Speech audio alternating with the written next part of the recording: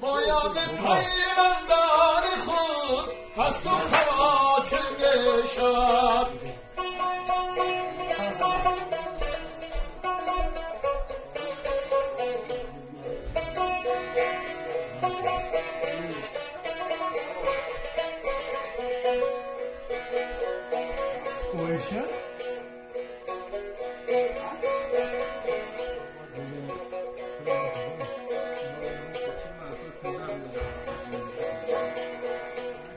گویم فلانی را ببین، ناز و فسانی را ببین،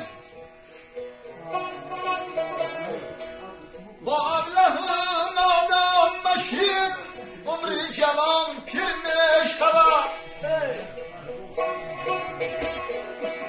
دانی عذاب ملک کس تعریف و تفسیفی تو بس، راحت ندیده آدمی لک عمر آخر میشد. دانی عذاب ملک کس تعریف و تفسیفی تو بس، راحت ندیده آدمی لک عمر آخر میشد.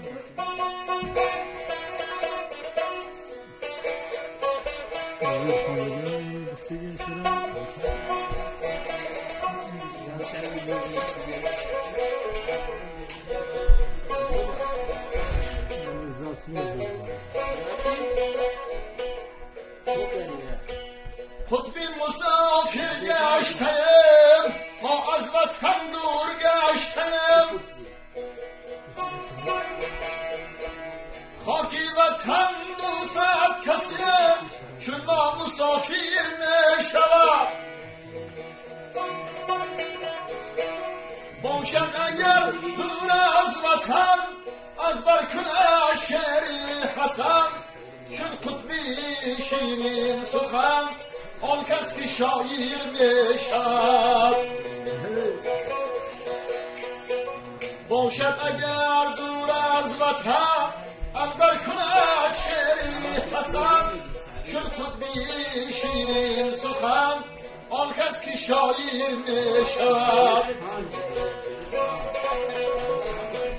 یادی دیارش میکند آنکه مسافر میشد، افتاده اندر شهر کس از غصه گرگیر میشد.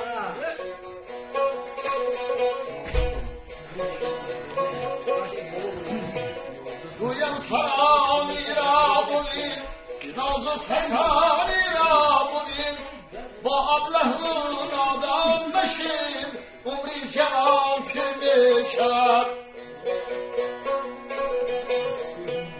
راحت ندیده آدمی لک عمر آخر میشود.